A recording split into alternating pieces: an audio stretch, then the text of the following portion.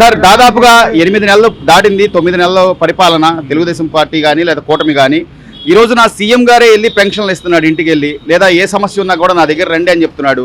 గత 5 ఏళ్లలో జగన్మోహన్ రెడ్డి గారు బయటకు వచ్చింది లేదు, వచ్చినా కూడా పరదాలు లేదా చెట్లు కొట్టేయడం. అయినా కూడా ఇంకా నేనే వస్తాను, నేనే 5 ఏళ్ల తర్వాత సంవత్సరం, మొన్న ఆవిర్భావ సభలో వైసీపీ ఆవిర్భావ సభలో కళ్ళు మూసుకుంటే సంవత్సరం అయిపోయింది, ఇంకో 4 ఏళ్ళే అంటున్నాడు. ఎలా చూడాలి? జగన్మోహన్ రెడ్డి 1000 రూపాయలు పెంచడానికి 5 ఏళ్ళు పట్టింది. చంద్రబాబు రాగానే 4000 కాడికి ఇచ్చాడు, ఇంకా ఇస్తాడు. రేపు అమ్మఒడి ఇస్తున్నాడు, రేపు మే నుంచి తల్లికి వందనం ఇస్తున్నాడు. లేడీస్కి కూడా ఇస్తాడు, ఆర్టీసీ బస్సు ఇస్తాడు. లేడీస్కి 18 ఏళ్ళు దాటిన వాళ్ళకి 1500 కూడా ఇస్తాడు. చంద్రబాబు అన్నీ చేయగలడు. రాజధాని కడతాడు, పోలవరం కడతాడు, ఇండస్ట్రీలు తెస్తాడు, అన్నీ తెస్తాడు. 20-30 లక్షల ఉద్యోగాలు తెస్తాడు. 5 ఏళ్లలో చాలా చేయగలడు. ఈ 9 నెలల్లో మీరు గమనించింది ఏంటి సార్? అంటే రోడ్లు వేయడం అని కానీ లేదా పరిశ్రమల గురించి వెళ్ళడం కానీ. 9 నెలల్లో జనం చాలా ప్రశాంతంగా ఉంటున్నారు, ఏ టెన్షన్ లేకుండా. ఏదైనా మరి మేము ఉన్నప్పుడే బాగుంది అని చెప్పి రోజా గారు లేదా పేరు చెప్పుకోవడానికి ఏముంది, జనాల్లోకి వెళ్ళమానండి.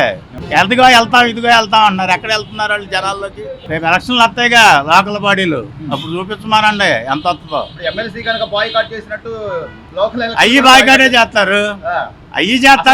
రేపు 5 ఏళ్ల తర్వాత వచ్చే ఎమ్మెల్యే ఎలక్షన్ కూడా బాయ్కాటే చేయాల్సి వస్తుంది వాళ్ళు. అసలు అంటే అసెంబ్లీకి వెళ్ళి ఏదైనా మాట్లాడితే జనాల పక్షాన అసెంబ్లీకి వెళ్ళి మాట్లాడుతూ ఏమొచ్చండి? వాళ్ళకి బూతులు తప్పితే ఏమవుతుంది? ప్రతిపక్ష హోదా ఎలా ఇస్తారు? చంద్రబాబు గారికి ఒక సీట్ లాగితే ప్రతిపక్ష హోదా పడిపోద్ది అన్నాడు. అతనికి తెలవదా ప్రతిపక్ష హోదా 11 సీట్లకి ఇస్తారు ఎవరు? అన్ని తెలిసే సంవత్సరం అయిపోయింది, ఇంకో 4 ఏళ్ళు కళ్ళు తెలిసి అంటే ఇంకా అబద్ధాలు ఆడతాడు, ఇంకా చాలా అబద్ధాలు చెబుతానే ఉంటాడు. మొన్న పిల్లతో అబద్ధాలు ఆడిచ్చాడా? అమ్మఒడి ఇవ్వట్లేదని.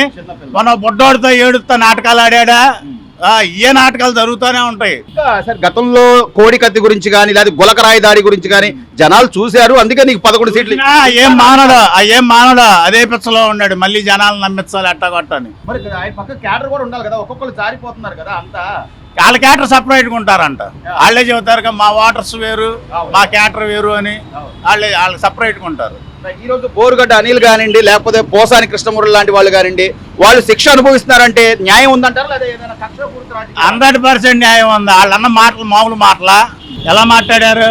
చంద్రబాబు గారు మనవాడిన చిన్నపిల్లడని కూడా లేకుండా ఒంటరాడు అయిపోయాయంట. ఎంత ఎగతాలు చేస్తే మాట్లాడాడు పోసాని. బ్రాహ్మణిని గాని పవన్ కళ్యాణ్ గారిని అట్టా తిట్టాడు పోసాని కృష్ణమూర్తి. ఇప్పుడు నాకు న్యాయం, నేను అన్యాయంగా నా మీద కేసులు పెట్టారు, నాకు హెల్త్ బాగోలేదు, ఇక నాకు ఆత్మహత్య చేశారని మాట్లాడుతున్నాడు కోర్టులో. దాని మీద కూడా కేసు పెట్టాలి జడ్జి గారు. మరి అట్లా మాట్లాడడం తప్పే కదా, దాని మీద కూడా కేసు పెట్టాలి. అంటే బెదిరిస్తున్నాడా చచ్చిపోతానని?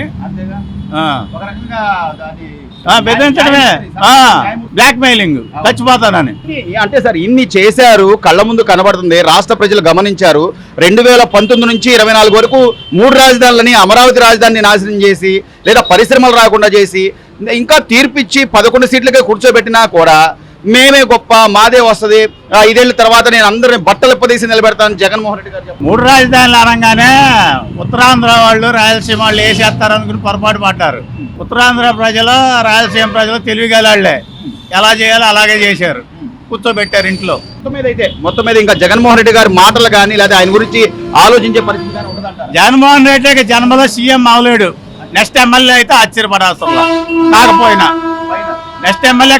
ఆశ్చర్యపడాల్సర్లా. చివరిగా సార్ అంటే ఆయన చంద్రబాబు గారు చెప్పినట్టుగా హామీలు ఏదైతే ఇచ్చారో సూపర్ 6 పథకాలు ఇప్పటికే 2 హామీలు అమలు చేస్తున్నారు.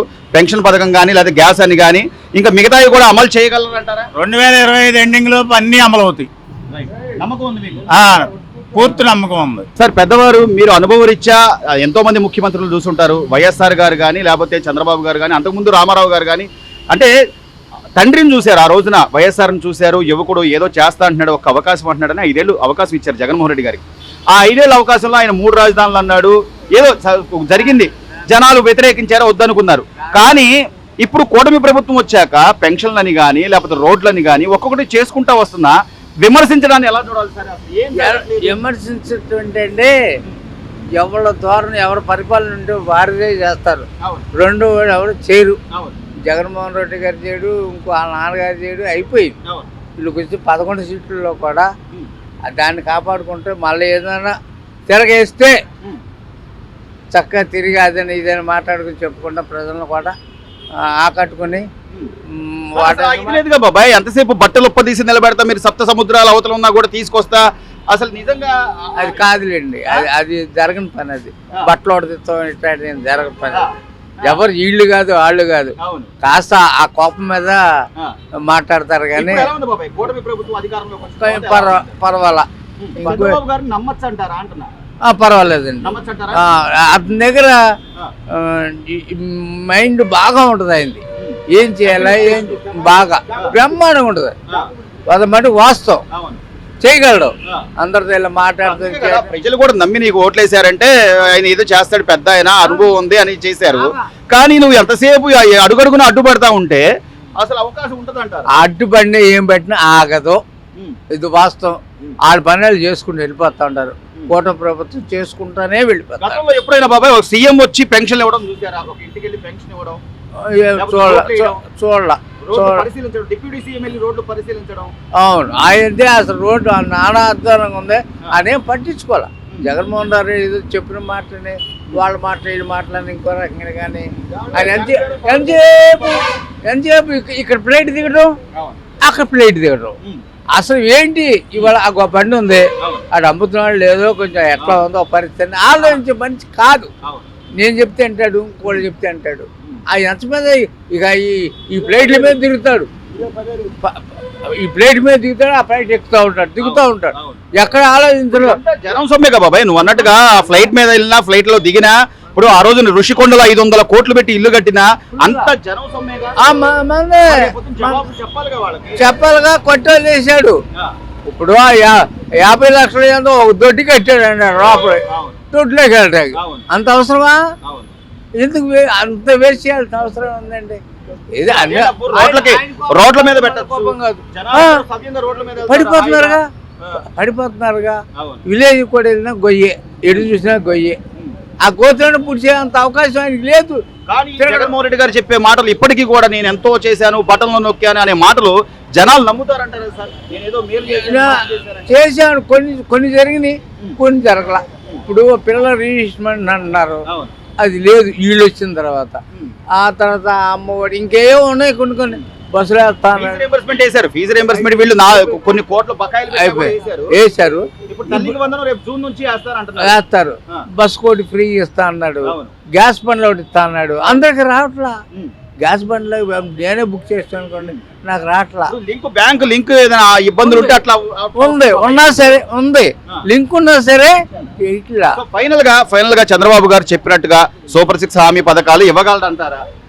ఏమో ఆయన ఈ ఎదుగుదల కాబట్టి ఏమైనా చేయగలరు. కాకపోతే మంచి సీనియర్ ఆలోచిస్తాడు, అది మటుకు ఆలోచిస్తూ ఉంటాడు. నిజంగా అలా చంద్రబాబు నాయుడు గారు జగన్మోహన్ రెడ్డి గారిని కూడా ఏదో కక్షపూర్తిగా అరెస్ట్ చేయించాలంటే దాదాపు 9 నెలలు అవుతుంది. ఏదో ఒక కేసు ఆయన మీద పెట్టలేరంటారా? నిజంగా చంద్రబాబు నాయుడు గారు అట్లా కక్షపూర్తిగా చేసే వ్యక్తి చేయడు, మూపీడు. చెప్తాడు, హెచ్చరిస్తాడు, అబ్బాయి ఇలా ఉండాలని జాగ్రత్త, నువ్వు ఉండు, నీ పని నువ్వు చూసుకో, నా పని నేను చూసుకుంటా, లేని పని పెట్టుకోవద్దు, లేని పని పెట్టుకోబాకు. ఏదో ఒక విధంగా వీళ్ళు రెచ్చగొడతానే ఉన్నారు కదా, ఏదో ఒక కొడతారండి, రెచ్చగొడతారు. పార్టీ విషయం కాబట్టి మంచి తెలియగలడు కాబట్టి ఆయన కూడా చాలా జాగ్రత్త చేస్తాడు, ఆయన పని ఆయన చూసుకుంటాడు. Please subscribe to Leo news for more videos.